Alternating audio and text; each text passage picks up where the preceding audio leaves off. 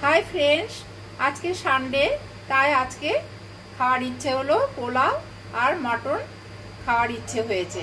তাই আজকে এখানে আমি 3 কাপ গোবিন্দভোগ চাল নিয়ে নিয়েছি। চালটা জল ঝরিয়ে নিচ্ছি। 10-15 মিনিট আমি ভিজিয়ে রেখেছিলাম, ভিজিয়ে রেখে চালে জল ঝরিয়ে নিচ্ছি। এখানে আমি 6 কাপ জল নিয়েছি। যতটা আমি চাল নেব তার ডবল কিন্তু জল নিতে হবে, তাই জলটা একটু গরম করে নিচ্ছি। এখানে একটা পাত্র বসিয়ে দিয়েছি, বড় পাত্র। তেল দিয়ে দিচ্ছি, সাদা তেল।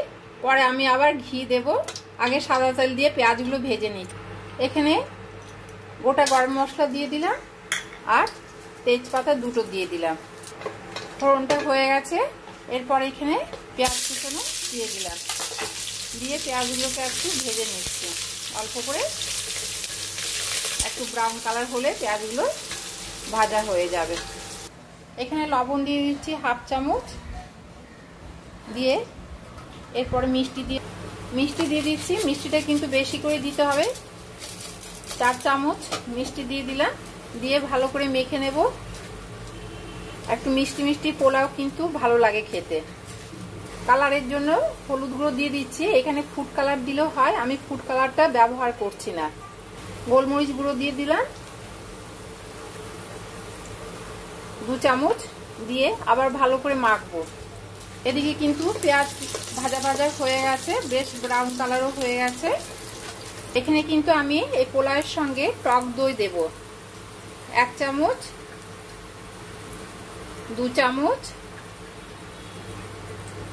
3 চামচ টক দই দেব। আর এখানে ঘি আছে 2 চামচ, পোলাওয়ের মধ্যে মেখে দেব। ঘি দিয়ে দিলাম। এরপরে আরেক চামচ ঘি দিয়ে দিচ্ছি। ভালো করে এরপরে মাখবো চাল। ভালো করে মাখা হয়ে গেছে। এরপরে এই যে এখানে পেঁয়াজগুলো ব্রাউন কালার হয়ে গেছে, দিয়ে দিচ্ছি চালগুলো। ভালো করে নেড়ে চেড়ে নিচ্ছি উলট পালট করে।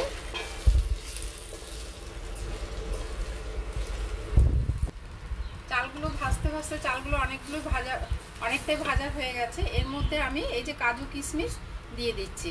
এই চাল ভাজার সঙ্গে সঙ্গে কাজু কিশমিশগুলো ভাজা হয়ে যাবে।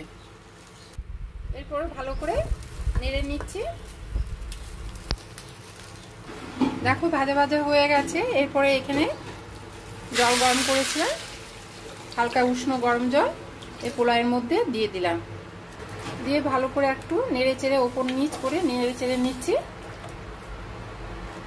পাওয়ারটা কিন্তু এখন বেশি দিয়ে দেব। তারপরে আমি যখন জলটা ফুটে উঠবে সেই সময় আবার মিডিয়াম হিটে দিয়ে দেব। এরপরে ঢাকনা দিয়ে রাখছি। ঢাকনা খুললাম, দেখো এখন জল ফুটে উঠেছে। আবার একটু নেড়ে দিচ্ছি।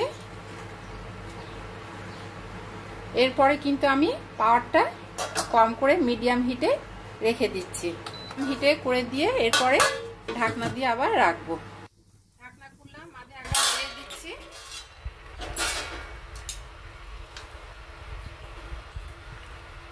এরপর আবার ঢাকনা দিয়ে রেখে দেব। আবার 10 মিনিট ঢাকনা দিয়ে রেখে দিচ্ছি। 10 মিনিট পর ঢাকনা খুললাম। দেখো পুরো জল কিন্তু শোক করে নিয়েছে, একবারে ঝরঝরে হয়েছে।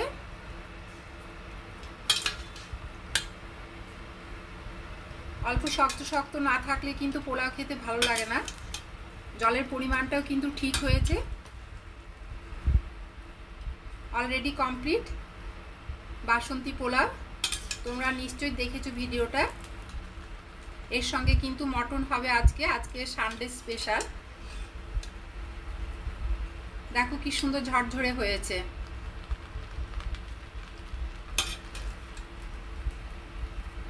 এরপরে ঢাকা দিয়ে রাখলে আবার অল্প শুকিয়ে যাবে। নামিয়ে রাখছি। ভিডিওটা কেমন লেগেছে তোমাদের কাছে তোমরা নিশ্চয়ই কমেন্টে আমাকে জানাবে।